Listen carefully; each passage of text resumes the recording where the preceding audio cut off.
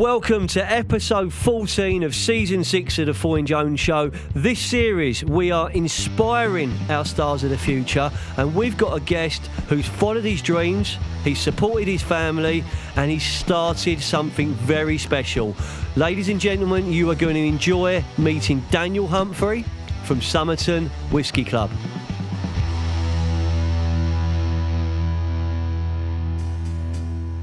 Here we go. Welcome to episode 14 of season 6 of the Foyne Jones Show. And amazingly, just as we're going on air, we're admiring your musical talents, Mr. Hula. You know, thank you, James, for two clients. It's the Foyne Jones stroke Charlie Hula show, fast becoming. But Charlie's gigging, Charlie's touring, Charlie's making the music happen.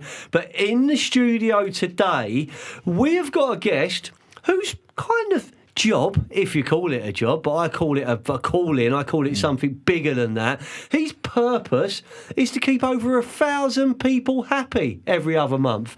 That's not a bad gig you got there, sir. It's a good bit of rewarding lifestyle, I'm not going to lie. And today's guest, Daniel Humphrey, welcome to the Foyne Jones Show. Welcome to my podcast. I love bringing guests in who are from a completely different world to what we exist in. But you have got a business, you have got a passion, you've got an interest which I think is going to connect with so many of our listeners. It's certainly going to connect with everyone who's been in this studio. So before we kick on to the show, just want to say thanks to our sponsors, Marcel from MHK Holding UK. You are the difference. You had a major event last week. It went fantastically well for you. Love seeing the photos. Thanks for your continued support of the show. And of course, thanks to all our listeners. Let's move on to you, Mr. Humphrey. So, Daniel, welcome to the show. Let's just bring to life who you are, how we know each other, and what you do and what your business is. And I want you to introduce it, mate. So over to you, mate. Well, easiest way is where it started. Go on, sir. About 7-8 years ago, I had this idea of a Christmas present for my dad. He's paraplegic, which limits the amount of presents you can get him. And I've already bought him every single bottle of whiskey, rum, port, everything from the local bottle shop, supermarkets. I've done Christmas where you go around M&S and buy every single chutney, cheese and everything nice. Whiskey marmalade? Definitely whiskey marmalade. And the strawberry jam as well. And I was like, I've got this idea. There's got to be someone out there that runs a subscription for like whiskies and rums, that delivers it to him every month or two, and they'll go and find the really good stuff. I've seen it in gin, Craft Gin Club. There's got to be one for aged spirits. There's not. But it's just a really good idea, and I haven't got a better one for Dad. All right, I'll do it. And that is how the Somerton Whisky Club came about. It was a Christmas present that no one else could fulfil, so I created a whisky club. And now every 2 months, I send out a bottle of whiskey to a lot of people around the UK, some in Europe still just, but I've got to change how we do that so we can get them back. And it's just about helping people on their whiskey journey.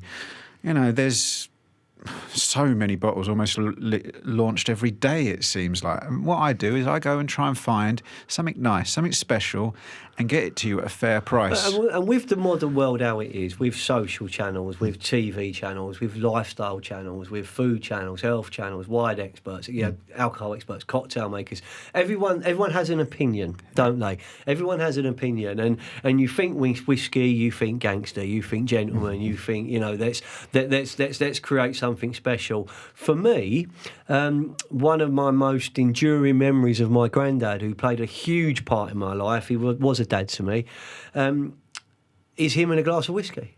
And that's part of who he was. It was his end of a night. It was him out with his mates. It was from that era where that's what lads in London did. And I think what we're seeing is people are coming back to the taste, the experience, and going a little bit deeper. So I've got to know the Somerton Whisky Club and yourself recently, not maybe over a year or so now, and I think what you offer is fantastic. I genuinely think it is, because as a family, And that's all of us, all four of us, me, the two boys and one. We're excited when it arrives, you know. We're excited. What are we getting? It doesn't come every week, which I think is a good thing for everyone. And we have to, Charlie, stop laughing. We have to please drink responsibly. You know, we've got to make sure we enjoy the experience. But that, the Somerton Whisky Club, the business itself, the brand, the concept, starting because it was something you wanted to offer your old man.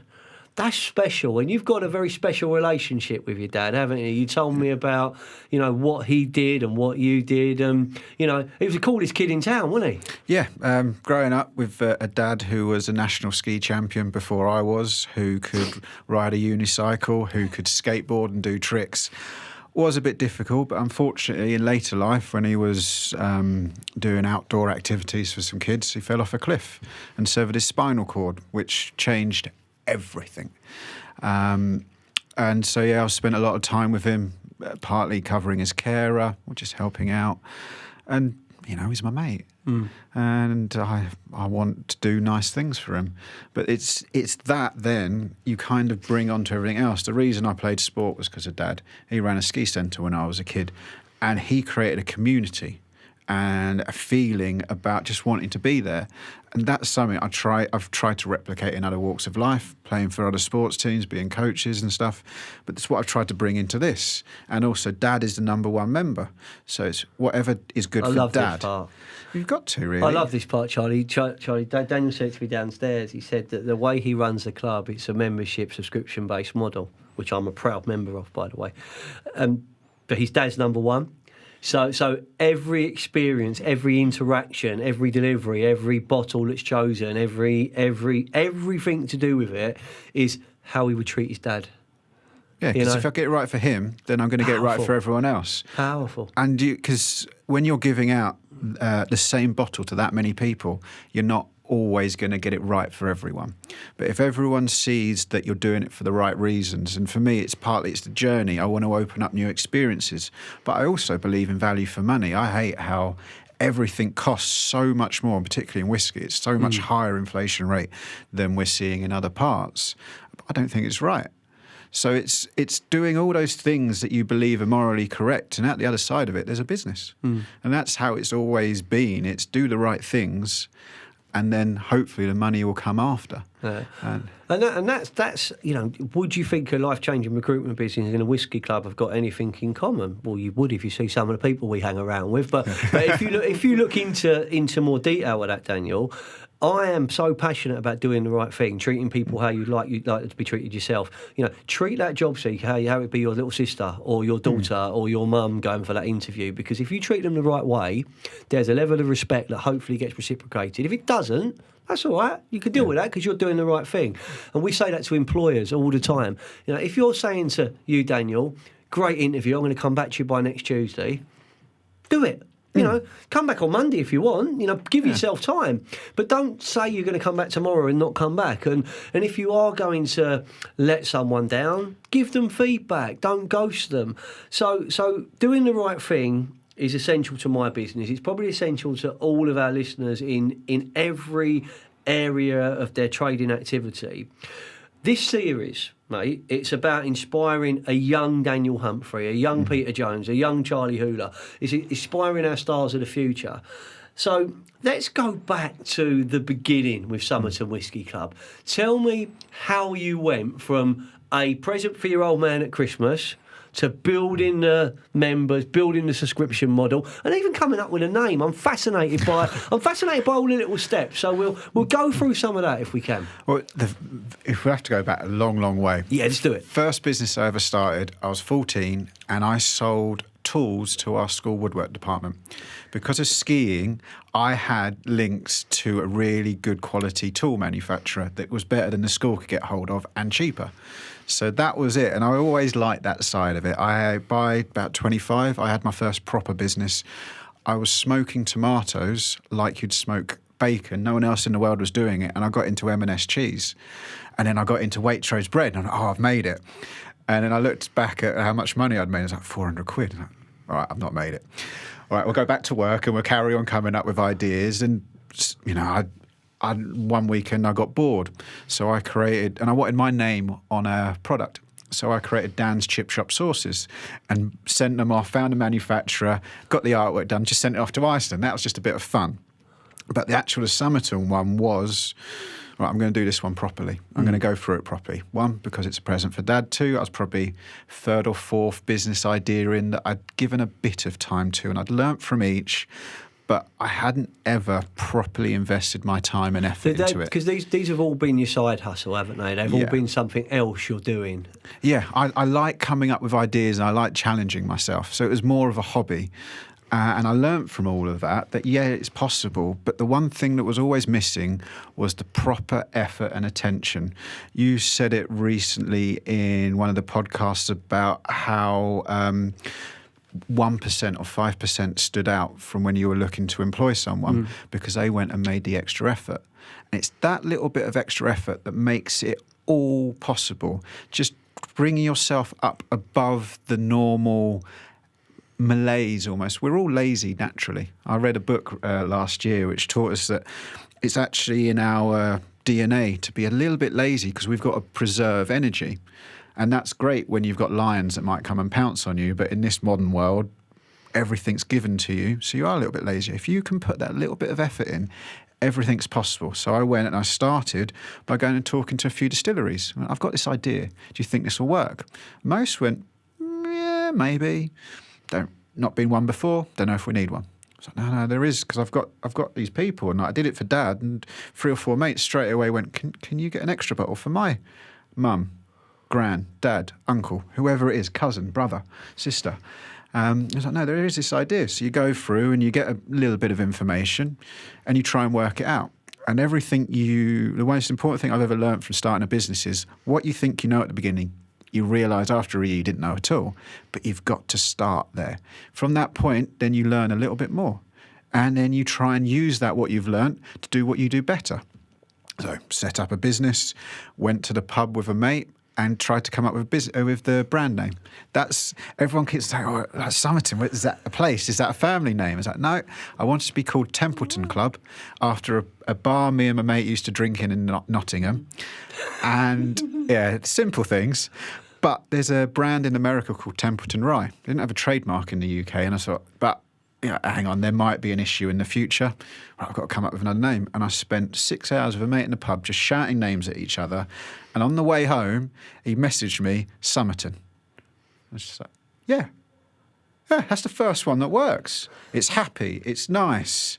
The ton at the end makes it sound a little bit official.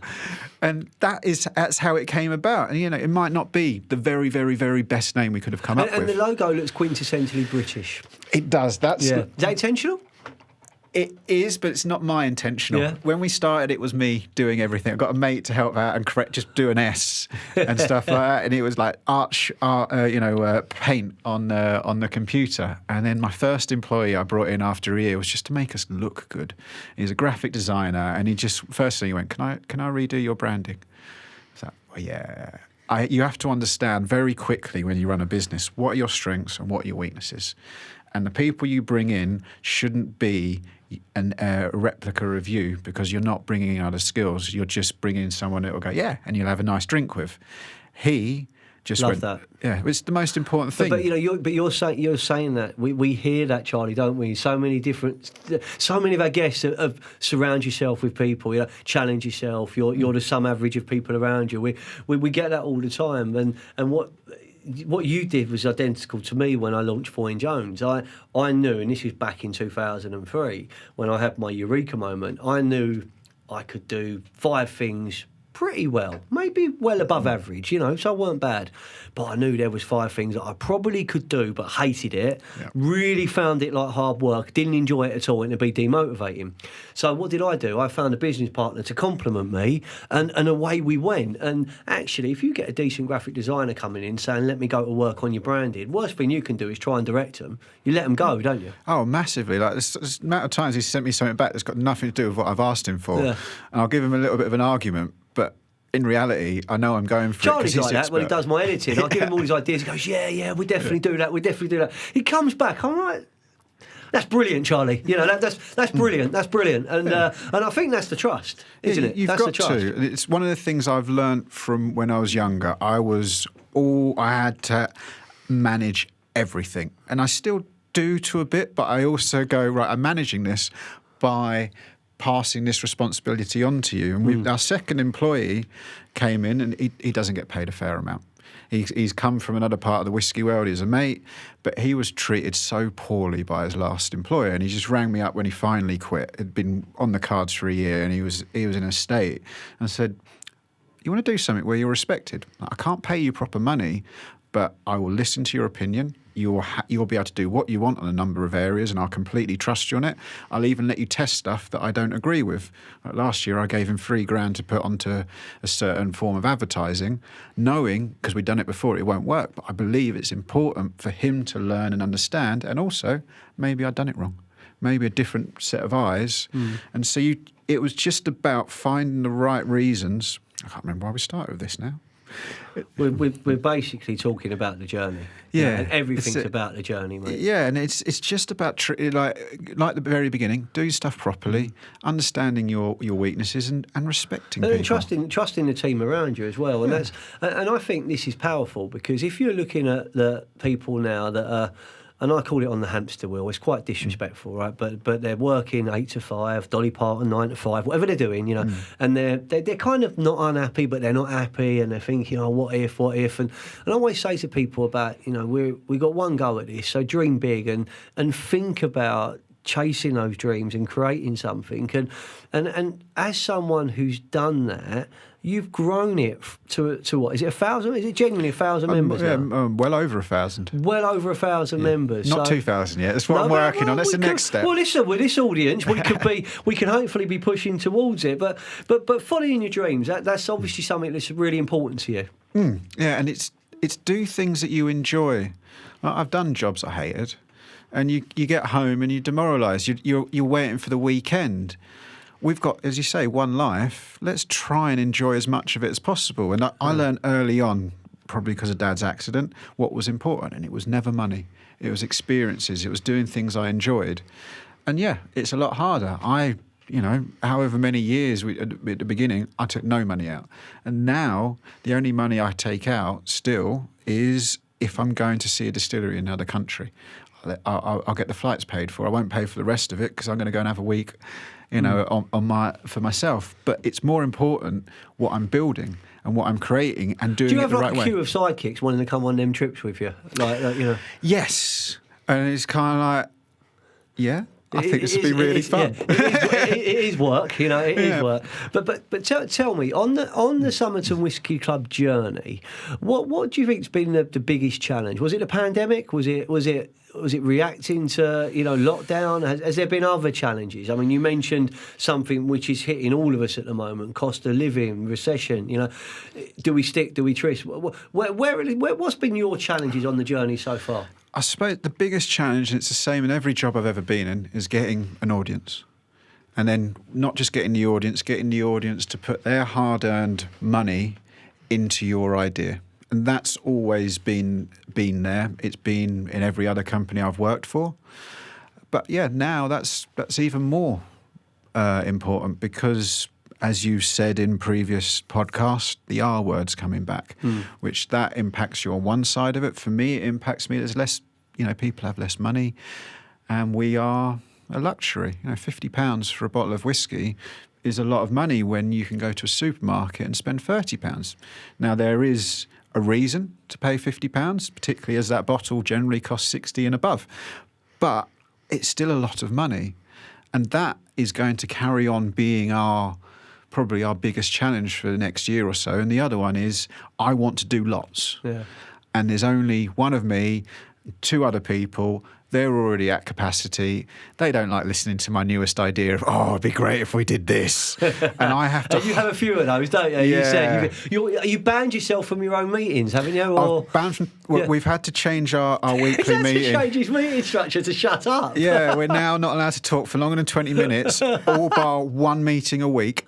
where I'm allowed to say this is what we're doing in the future, because the team just going like, but we've got all this work in the next 2 weeks. Stop telling us what we're going to do in 3 months' time. But do you know what though, Daniel? Me and Charlie could see it, like the passion you have, just for meeting you in reception, the passion you have for what you're doing in the story. It crosses all boundaries, and I think from an inspirational perspective, we're actually talking about, a mental health situation, you're talking about a physical health situation, you're talking about a family who have adjusted to, you've had loss, you've had completely changing, life-changing situations. And all of those challenges our listeners will have experienced in some way, because everyone does. I shared some of the details of my family and the impacts that had. I think the story's inspirational. I think that your dad being member number one and the North Star, the guiding light in terms of how we do things, is brilliant. I am, I'm not number one, but I'm telling you what, I'm one of your biggest fans. So what we're going to make sure we do is, on all of our clips, on everything we share about this episode, I want as many people to get in touch with you and just feel what your energy's about and feel the quality of what it's about.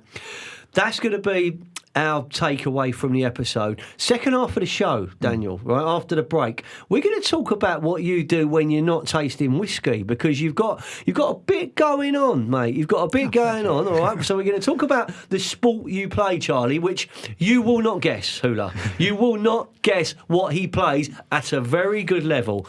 You will not guess. We're going to talk about that. We'll talk about advice you would give to our stars of the future, and we'll wrap the show up just by talking about genuinely the market, what you're looking to achieve in the future, and what we can expect from the Somerton Whisky Club. Enjoyed it so far? Loving it. Thanks for listening. We'll see you after the break. It's not surfing.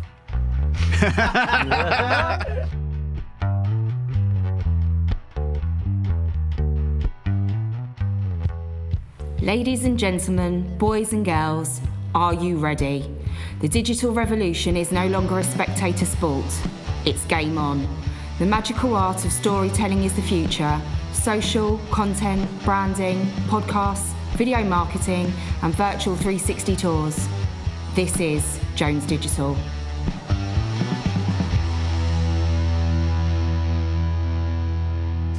Welcome back to episode 14 of the Foyne Jones Show. Today's guest in the studio, Daniel Humphrey. All I'm going to say is the Somerton Whisky Club works for me, the story works for me, the products work for me, and the whiskey works for me. But please drink responsibly. Definitely. So, I mentioned before the break, you're an active guy, a skiing family, an active family. You're a national skier, were you, as a youngster? Yep. National ski champion, which may or may not give anyone a clue. But we're going to play a little game with Charlie Hula. This man is taking part in some national championships soon for a sport. I want you to guess the sport, Charlie. You've got 3 goes, so away you go. All right, so it's related to skiing then. Am I warm? Am I cold?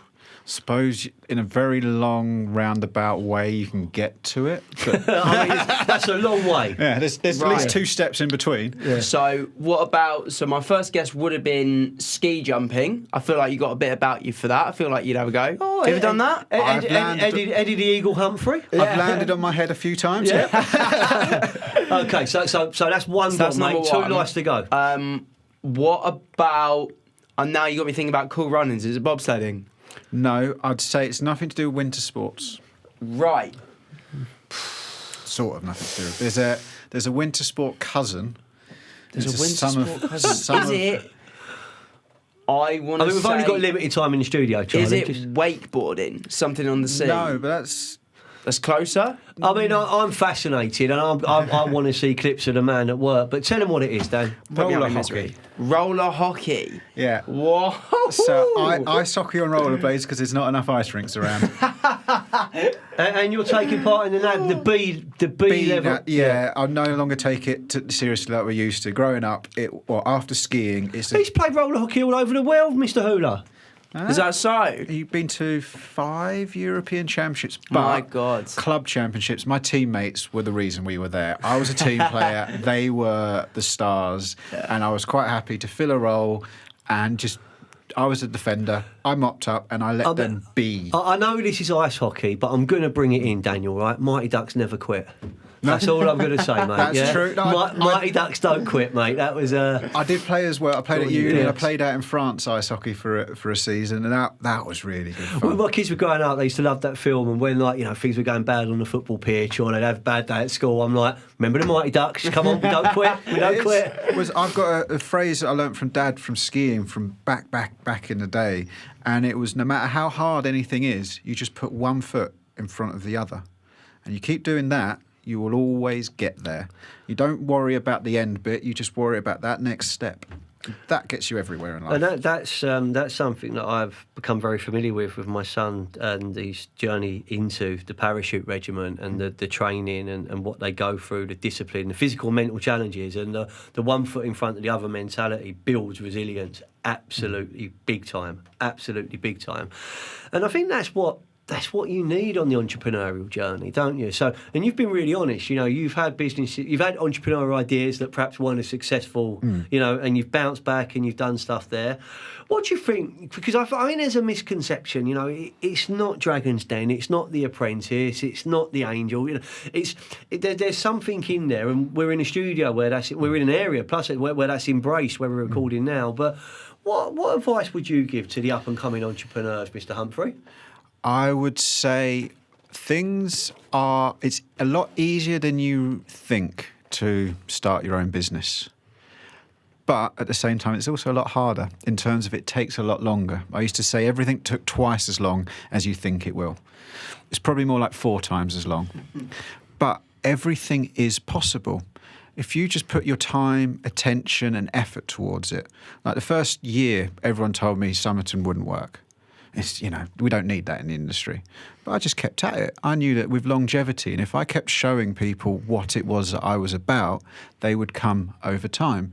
And it took about 18 months, and then all of a sudden, it's people in the whiskey world just started talking to each other and going, have you heard of this? And it's just because you did it for a long period of time. If you're going to start something and after a month go, oh, I'm not sure, yeah, you're going to fail.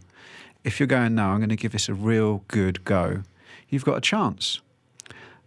That's the big thing. It's possible. Everything is possible. Like I hate doing the accounts. I always used to think that's impossible. I'm not going to know how to do it. I just got to spend an afternoon, sit down, be calm, and I can get it all together. And I use an accountant, I admit, but it's possible. I did some work the other day. I was writing our story for a Christmas advertising campaign. I put it off for 2 weeks because this is going to take me days. It took me half an hour, and that. Everything you look at from the outside looks a lot more daunting than when you're actually in it. And you'll keep on getting surprised with how much easier it is. And that, I think, is the main one. Just get up and do it. What's your take on that, Charlie? Because you've had challenges, haven't you? Sort of managing your different activities, your time, your cash flow, for sure, the whole thing. So yeah. Get your take on that. That's powerful stuff. Yeah, I would say it's kind of just reassuring to hear because it makes me think, first of all, that doing the right sort of things, just got to keep on at it, and also.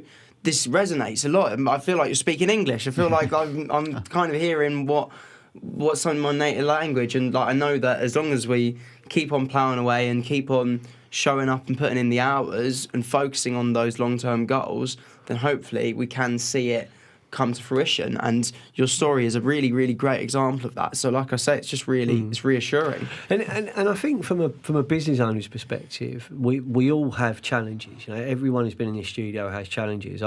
I'm by nature enthusiastic. I'm by nature proactive. I want to get shit done. I'm kind of up for it. And sometimes I'm setting myself insurmountable tasks. There's far too many things on that list to be done in 2 weeks, let alone 2 days. And actually breaking that down. And for me, it's looking at what's important. What's going to add the most value. What do I need to focus on? And it's normally not the things I enjoy. Yes. And that's the challenge of having that. So I give myself different areas. So I love recording this show. I love spending time with Charlie. I love getting guests in. but I can't do this every hour of every day. So it's managing that and making it work so it supports everything else you do.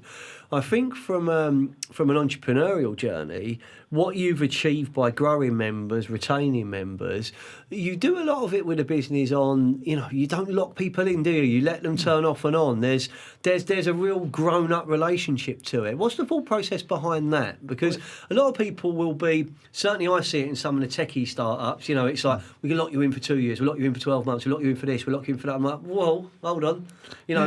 Let's have a little try before we buy type thing. It's what's morally right. Everything we do is what I believe is morally correct. If I was a member, like if Dad is a member, if I'm going to lock him in, that's not right. I want you to have complete freedom. It's your money. You decide what you do with your money.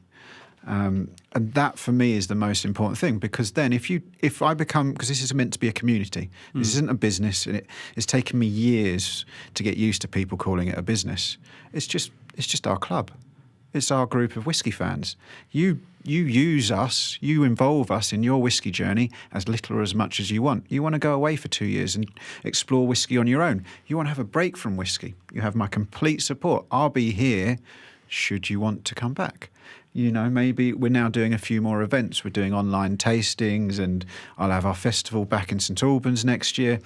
Maybe just come for that if that's all you want to do with us. That is fine. There's no point in being precious. I used to, because I knew every single member at the beginning. The first 100, I said to you earlier, I pretty much spoke to, because it's a community. And so when one of them left, it hurt.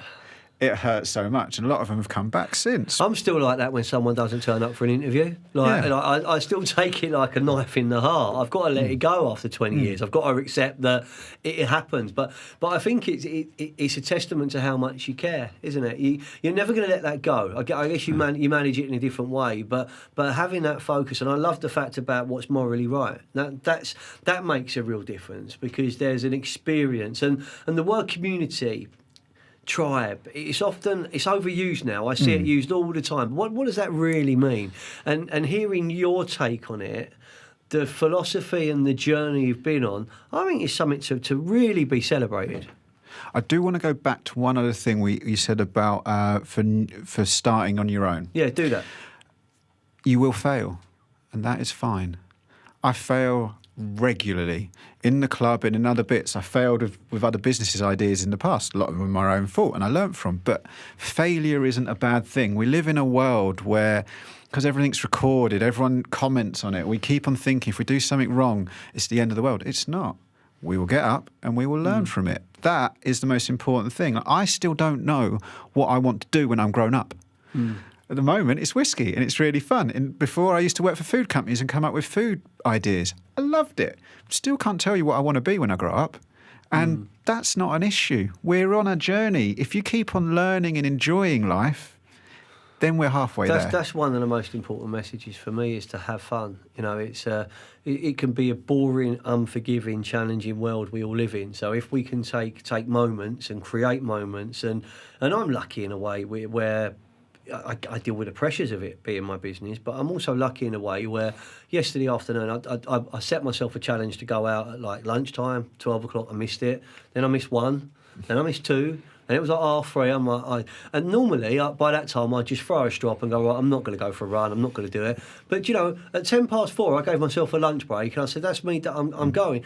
And I went for a run. I because of the weather, I was lucky enough. I'm down on the coast, so I had a dip in the sea. I won't call it a swim really, but I went out. And do you know what happened? I came back after that. My mind was clear. My head was clear. And 2 or 3 of the things that were I will say stressing me, because they were stressing me, they didn't seem anywhere near as big an issue. And that's a headspace thing, isn't it? It's giving yourself time. Yeah, that's another thing. My favourite thing to do at the moment is to go for a walk. And what I do on the walk is I think. You've got it exactly right, Charlie. Especially when we've got a problem that I'm trying to figure out how we're going to get around it. I'll go for a walk for an hour and I'll just think it through. Or I'll think about something completely different. But when I get back, my brain is just in a better place. So that's another thing for people. Like, if it's getting on top of you, just go and have a breath. Yeah. Have a little bit of not necessarily exercise, but moving, get the blood pumping, and the brain just works better. And you realise when you're not right in the middle of it and you've taken a step back, it's not that bad. Come on, the things we've got going on in life that are difficult, that's bad. The stuff that we're doing on a daily basis. I remember when I was working for a food company, one of the biggest, we missed a delivery into Tesco. And the supply chain team, they were almost in tears. I was like, don't worry, they've got 2 weeks backup of stock in the warehouse, let alone, no one's going to notice. Have a breath, don't work late, we'll fix it tomorrow. And it's that, just take a step back and it won't just fall into place, but it's a lot easier when you go, oh, it's not that bad really, is it? And I think one of our previous guests, I think it was Josh Delane from the Woodworks. He was like, look, we're okay. We can get over this. No one's, we can come over this. We'll overcome it. Things will go right. Things will go wrong. I say to my business, and I say it publicly, over the course of a week, month, quarter, year, I will make more mistakes than anyone who works for me. Without a doubt, I will make more mistakes. I will get more things wrong. I'll send more rubbish emails. I'll make more mistakes publicly or in private than anyone will. But I got taught at a very young age, you can say sorry, and actually it will be okay. The danger that I see a lot of people starting their journeys in are that they're looking for the plug and play solution. I can turn this on or turn this off and it's going to go really well, or it isn't going to go really well. Nothing in the world goes as you plan it to be. They teach you in the military, no plan survives first contact. Boom. That's the same in any walk of life. And a lot of what we spoke about, putting one foot in front of the other, it not being as bad as it could be. Yesterday, 6th of June, was the 79th anniversary of D-Day. Yeah. It was the 79th anniversary of D-Day.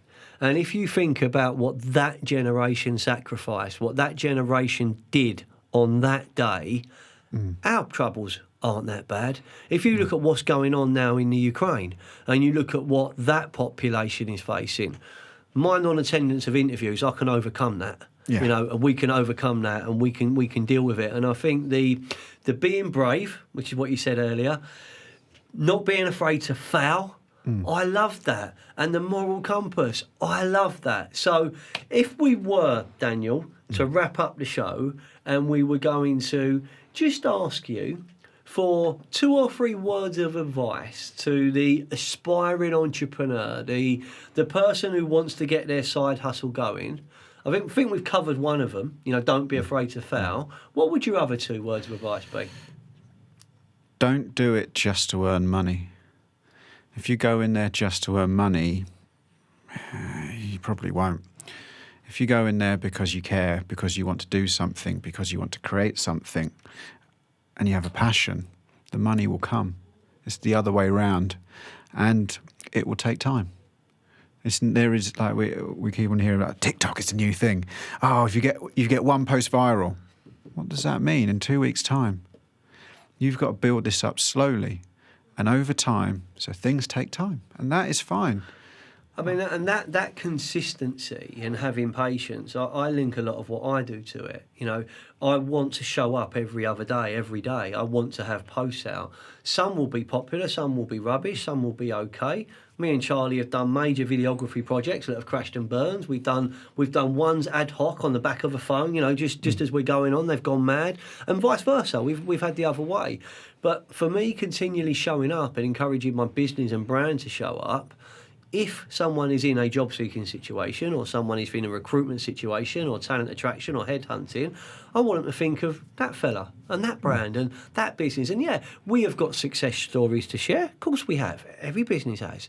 And I think there's a personality and passions behind it. But those 3 words of advice, I love them because they're from the heart. And that's important. And you've got a business, Somerton Whiskey Club, and I go back to this. It began because you wanted to get your old man a present. And it's become something very special. What are you hoping to achieve? What will you be achieving in the future? I'd like to grow it so we can help more people. One of the things we're doing that's important to me is we are giving people access to top-notch whiskey for less whilst all the prices are going up. We haven't put a price up in 5 years, and I don't believe, particularly in the last 2 or 3 years, the quality of the whiskey's gone down. Actually, I think this is our best year ever, that we've got what we've done already and what we've got coming up. So that, for me, morally, that's a big thing. Keeping the spend in a controllable bit, but also carry on pushing people's boundaries, showing what's there. I love it when I support a young distillery that we've got a bottle coming, the next bottle, they produced 2,500 bottles last year. We're half of their output. Wow. And so we're putting that and it's helping them. On the subject of surprises and bottles, unanimously from the Jones household, the last one, best so far. Fantastic. Best so far by miles, by absolute miles. I've got to beat that now. Well, I mean, it's. Do you know what's great though? What's great is like we have no idea what we're talking about. Me and my eldest son, Harry, and he knows. We're not experts. We're not connoisseurs. We don't really know. But we'll sit there and have like uneducated arguments about why we like that one and not that one and stuff. And it's so much fun. I've got to say, because everyone goes on about experts and stuff like that and how they think I am. Like, no. We all are an expert because there's only one question that is important in everything you do is, do I like it? Great point. And everyone goes, how do you taste? Like, there's one question at the end of it that makes me decide, well, actually there's two. Do I like it? And if I can't figure it out, does Dad like it? So Dad is still actually the last taster when I can't figure something out. Oh, mate. It will go to him and like, Dad, would you like this? Yeah. And if he says yes, it's a club bottle. Daniel, honestly, your story, your family story, what you've done to support your family, what you're doing to support your dad, what your dad achieved as a person and what he's doing now, it is truly inspirational. And I knew you from a distance. We'd spoken once or twice, and you know, I see your content. I love being a member of the club. But while I have a podcast, while me and Charlie are in the studio, while we've got the opportunity to put this series or future series together, I want guests like you on because there is passion, there is personality, there's a humbleness, and there's a DNA about you which just suggests, you know, you're going to make what you do fun and you want to do the right thing. And honestly, from a Foyne Jones perspective, I wish you every success. Me as a person, me as a brand, my company, we will do whatever we can to support you on that journey, which isn't just sampling the products. It will be to help promote you, give you a wider reach and give you access to much of my network as you want. So if anyone listening wants to know from my side why I rate this man and his club so highly, drop me a message on LinkedIn, talk to me, get in touch with Foyne Jones because we'll support you however we can. You've also done something which is really powerful for me. We spoke about the D-Day anniversary being yesterday. My son today is about to start on a 55-mile trek, full kit with the parachute regiment. He's in the Falkland Islands. It's a commemorative trek. They're there on deployment. And we're supporting a charity called Support Our Paras. It's a charity which looks after veterans, families that have suffered bereavement, people that have suffered life-changing injuries. It's solely to support the parachute regiment. So we're doing some fundraising, and you're gonna support that with some raffle prizes for us, aren't you? Yes, I will. Obviously, you know the theme of what's coming. We know the theme is what's coming, and I think it's going to the right audience as well. I think it's going to the right audience. But honestly, I think from anyone who's thinking about turning something they're passionate about into a concept, a model, a way of life, a business, you're an example because you've tried, you've failed, you've gone again, and you've got something already punching well above its weight and potentially going to go on to be even better. So thank you so much for coming down today. It's been a pleasure to have you on the show. You enjoyed it? I've loved it. And I'd like to say all the things you said nice about me in the last 5 minutes, I could flip back straight on you. The amount of positivity and energy, and it shows that you care. That's the nicest thing. That's like when we first started talking, when I saw what you do on LinkedIn to start off with, you care. And that stands you out straight away. And it's that, I don't know if everyone else sees it, I assume they do. I think it's great. So everything you've just said about me is completely the same about you. Thank you, mate. Legend. Charlie, that brings us to a perfect natural end to the Foyne Jones Show. That was episode 14. That was Daniel Humphrey. He is the Somerton Whisky Club. Him and his merry team of 2 or 3. They are making wonderful whiskey dreams come true. Get on them. Be part of the show. Thank you for listening. We'll see you next episode.